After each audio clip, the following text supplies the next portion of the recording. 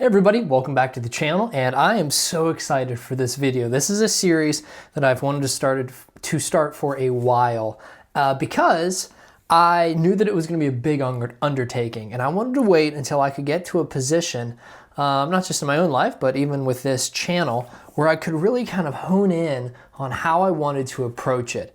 And the series that I'm talking about is Robert Jordan's The Wheel of Time, and book one being The Eye of the World. This is a series, again, that I have observed from a distance, and one that I have tried to not learn anything about. And I have done a pretty good job, because I didn't know characters, I didn't know plot. I think there's something with a dragon, I think. It'll be funny looking back on this video, hopefully, to see how much we've learned. But what I wanted to do is go through this book with you. And if you've read this before, you can go through it with me. And so I'm going to be reading chapter at a time, posting a video summarizing the adventure thus far as we've gotten into it. And we're actually going to begin right at the very beginning with the first sort of prologue. It's entitled Earlier, and has a subtitle, Ravens. And again, I didn't know characters. I've done a little research about Robert Jordan, and I know that he was extremely influenced by Tolkien's The Lord of the Rings, as many were during this era. And I will admit, even in the first little bit here of the story, I can definitely see some influences of the Shire. I can see some influences of that first scene where Gandalf's coming to the Shire for Bilbo's birthday party. There's some references to fireworks. So again, I can see definitely even early on here how it was influenced and how Jordan was influenced by Tolkien. But that's not going to take away from it. We come to this first section earlier with the subtitle Ravens, and our focus character is a girl named Egwene. And she is young. Her job is to bring water back and forth to those who need it. And this seems to be a village where people have a job to fulfill. The men are going to be the blacksmiths working in the field, certainly. The boys who are focused here on this chapter are the ones who are probably old enough to not be doing a bunch of the mischief that they are, but they're boys, and we can all appreciate that, even those of you who maybe were a little bit of a rascal in your youth. Well, Egwene is walking around, and she has a mission. She's trying to avoid her older sister and not really get kind of scolded, and she is the daughter of the mayor, and if I'm mistaken with that, please correct me. And so I believe when she's kind of going around, people sort of maybe don't open up to her as much, because you all maybe know the daughter or son of a teacher or someone who's the right-hand man. You just are not going to be as open and honest. Well, Egwene eventually wants to track down the group of boys. And there's a little bit of internal thought for Egwene about how all of the girls who are older than her, and there's something interesting that when you get to a certain age, you have to braid your hair, and that's going to be sort of the sign that you have entered womanhood.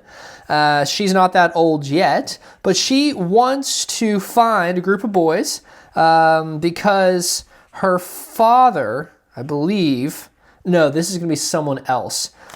She kind of wants to spy on them and see what they're doing.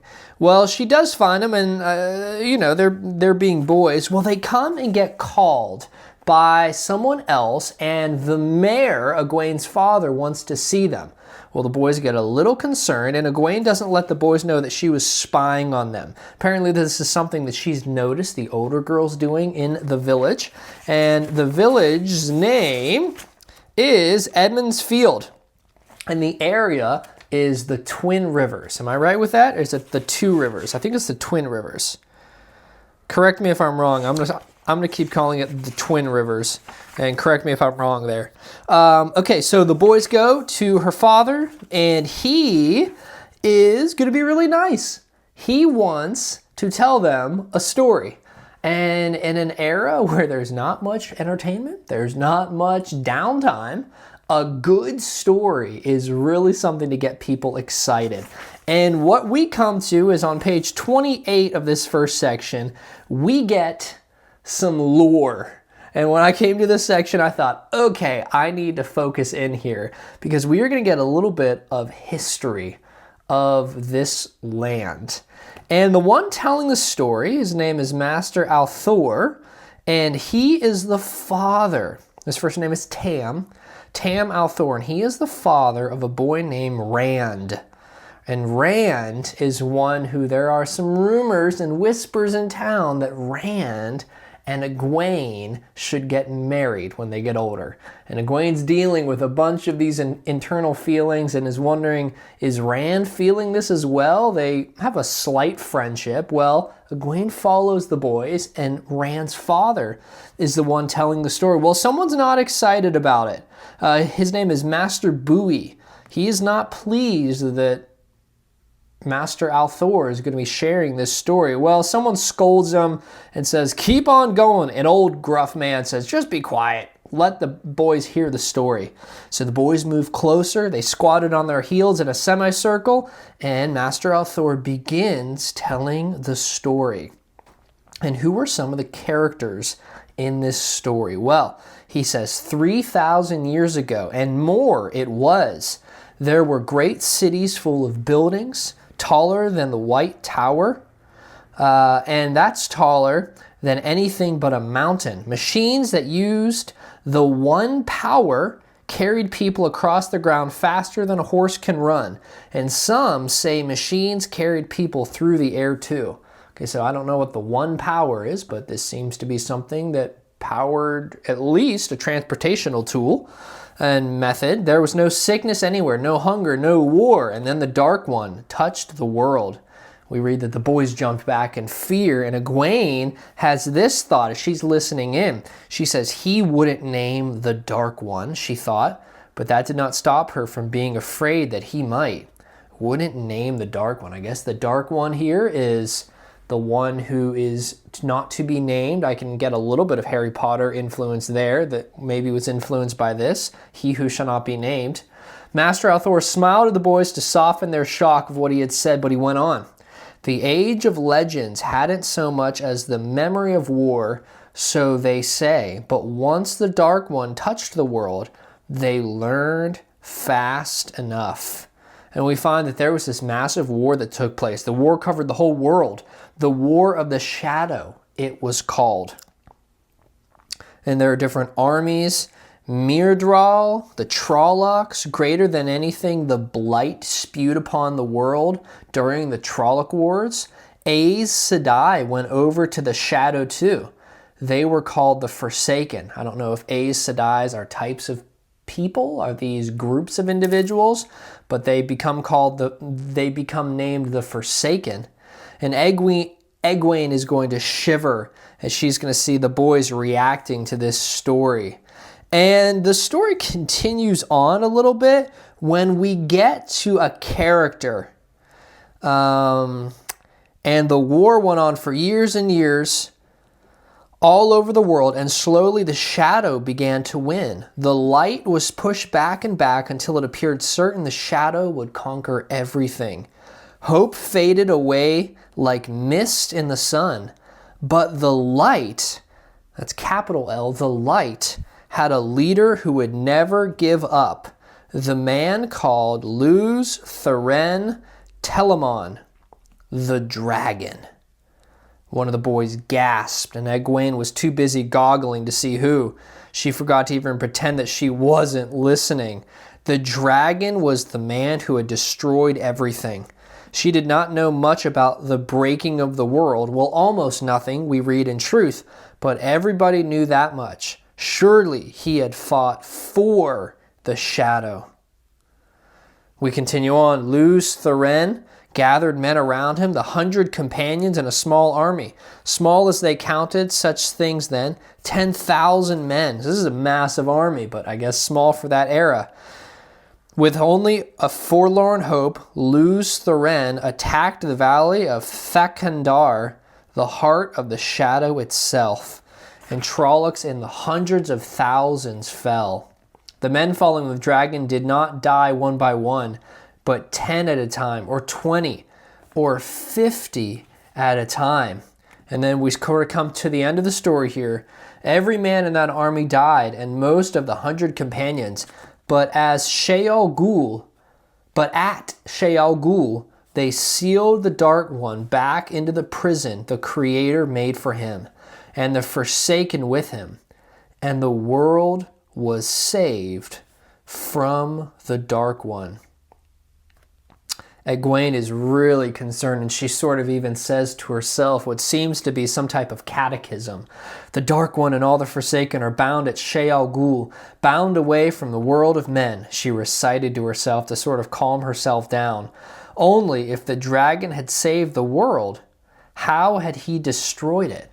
And that's something that I skipped over. This dragon, this individual, this Luz Tharen led the light to sealing away the Dark One.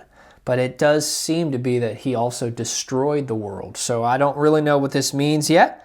Well, the story wraps up. The boys are sent back, and Egwene decides, you know what?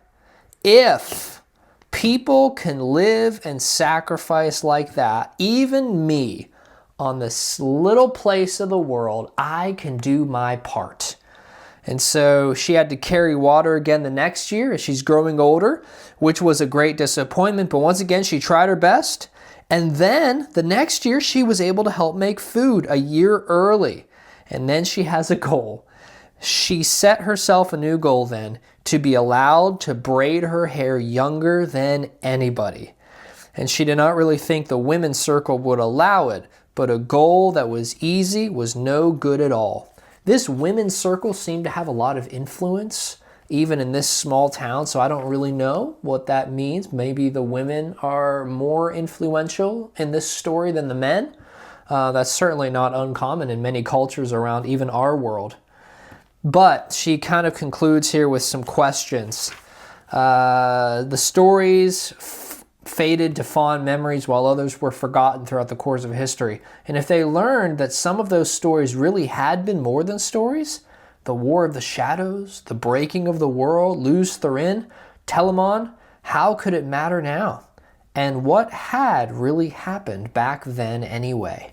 That's how this initial prologue ends. Now it's called Ravens because this entire time as Egwene's going around the town, she feels like she's being watched by these birds, these ravens. And actually so much so that one of them she feels was staring directly at her. She didn't want to turn around as she's walking back and forth, but after a moment she did, and she could see this raven staring right at her. All she could do was try to give it a look that she had received, certainly from an older sister and probably other adults, that she had received that sort of stare that like, don't break eye contact. And if you do, that means you lose. That kind of a look, or especially someone who's in trouble. So she gives this look, or at least her version of it, to this raven. And let me read exactly what happened. The only thing she wanted to do was run. Instead, she made herself stare back, tried to copy that level look. And after a moment, the raven gave a harsh cry and threw itself off the branch, black wings carrying it west after the others. So this is the first prologue. It's called Earlier, a subtitle Ravens. We meet Egwene. We sort of find a lot of lure, even in reference at this part of the story. And we meet this character, Rand. His father told the story. And so we'll move on from there. Trust that it will be a fun journey. Thank you so much for watching. And in the comments, maybe let me know if I'm doing all right. Maybe don't spoil too much for me. But I look forward to continuing this journey. Robert Jordan, The Way of Time. If you're interested, you can like and subscribe to the channel, help it to grow, and follow along with me. The Wheel of Time, Book 1, The Eye of the World. Thank you so much for watching. We'll catch you on the next video.